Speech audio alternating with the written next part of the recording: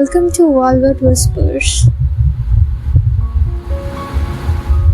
Today, Velvet Whispers presents Before the Exam There Was You, a short love story of strangers, soul connections, and a love that arrived too quietly to be anything but real. Story begins. She met him the way some people meet the rain, unexpectedly, quietly, and all at once. Brie wasn't searching for anything but peace.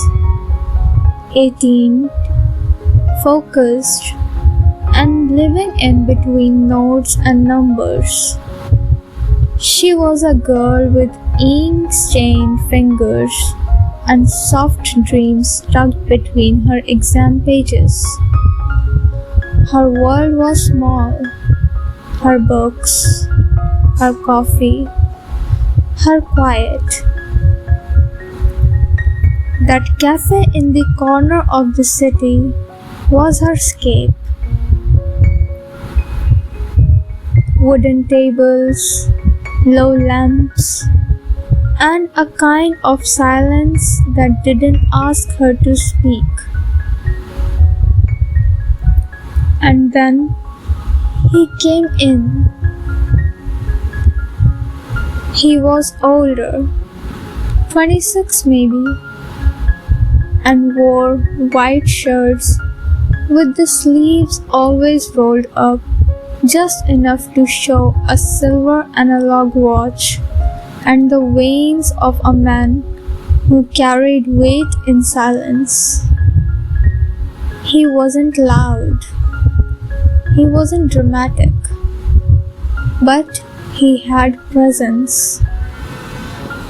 The kind that turned pages slower and stirred coffee with deliberated grace.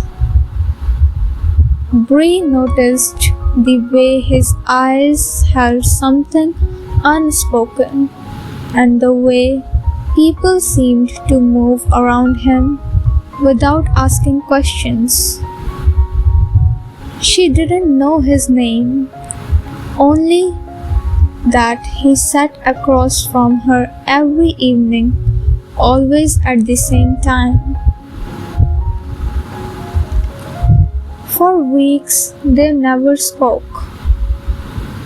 They shared the space like shadows.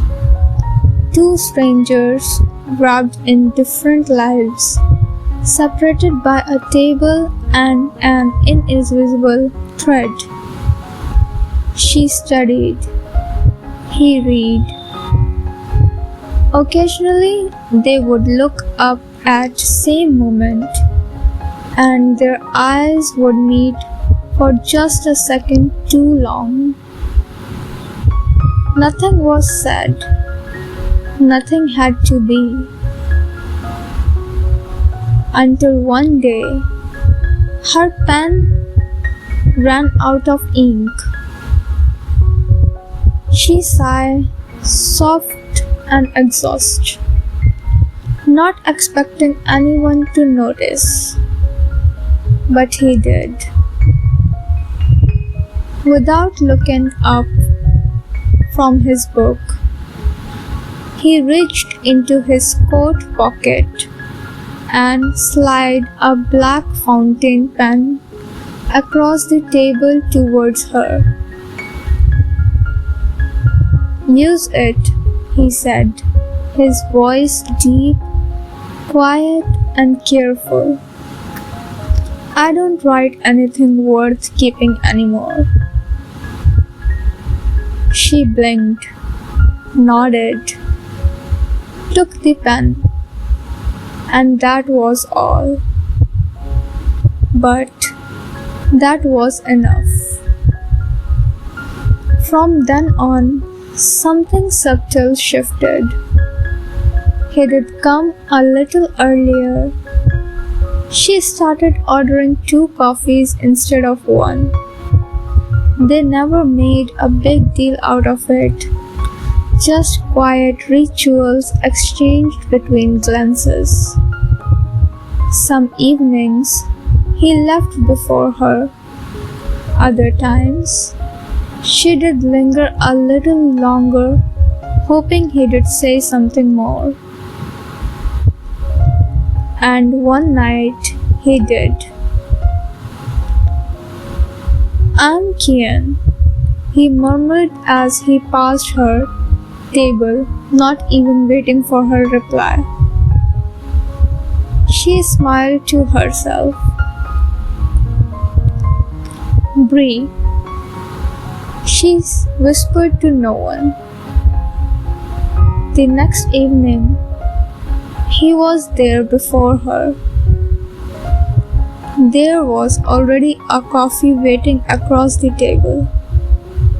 And this time, he looked up first. Their eyes met and stayed. It wasn't love, not yet, but it was something. Something still and slow and almost scared.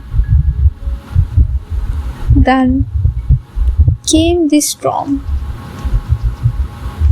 The night before her exam, the skies broke open. The rain was loud, wild.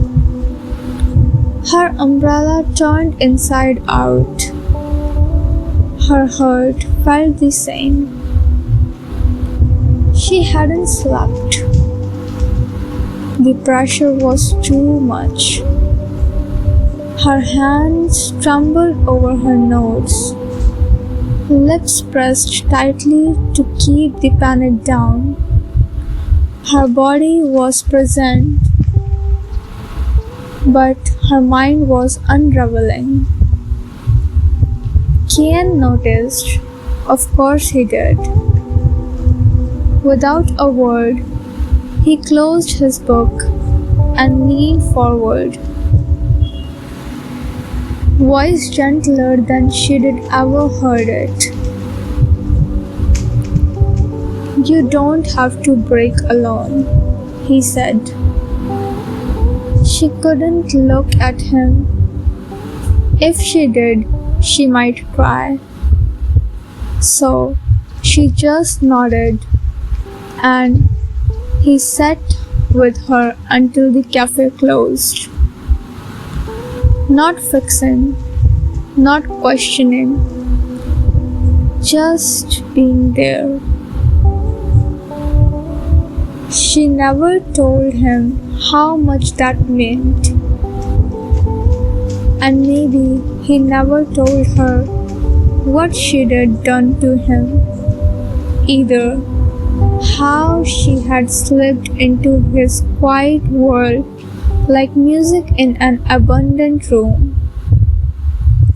He, the man who never smiled, began to wait for her. She, the girl who believed love was a distraction, found herself reading the same paragraph 5 times because she could feel his eyes on her. And in those silence between their moments, something bloomed. The morning of her exam, she arrived at the cafe to find a small box on her table. Inside, the same pen she had once borrowed, polished, refilled, wrapped in a black ribbon. Tucked beneath it was a note, written in a hand she now knew by heart. "You are meant for more than just test, Brie. You have already passed the one I never thought I'd set. The one where someone like you could teach someone like me how to feel again. Regards, Kian. She held the note all the way to the exam hall. That evening, she returned, her heart still racing from the stress, the adrenaline, the ache of wanting to see him again. But he wasn't there. Just the empty seat. Just her coffee still warm. Just the echoes of everything they hadn't said. Until a hand touched her shoulder. She turned, and he was there. He looked at her like she wasn't real, like she was something he made up in his loneliness nights. And before she could lose the courage, she said the one thing she'd been too afraid to admit. I didn't fall for you because you were perfect, Kian.